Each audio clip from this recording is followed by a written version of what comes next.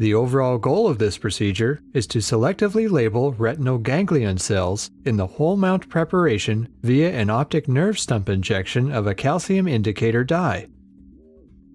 This is accomplished by first injecting a very high affinity calcium indicator dye, such as flow 4, into the optic nerve stump.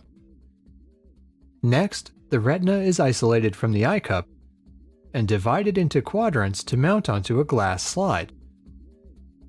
In a recording chamber set up to mimic physiological conditions, the contributions of voltage-gated calcium channels to the calcium signal in retinal ganglion cells can be measured in depolarized cells using channel blockers.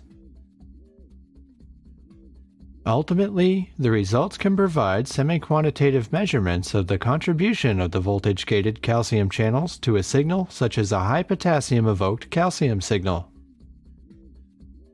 The main advantage of this technique over existing methods such as electroporation and bulk loading is the ability to selectively label retinal ganglion cells and their axons in a Wholemount preparation.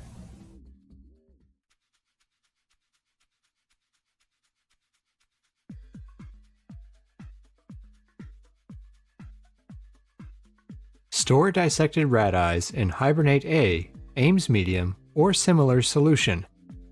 Now, if you intend to perform calcium imaging experiments, backfill the retinal ganglion cells with flow 4. Inject 0.5 microliters of 40 millimolar flow 4 pentapotassium salt reconstituted in water into the optic nerve stump approximately 1 millimeter posterior to the eyeball. Transfer the eyeball to mammalian ringers.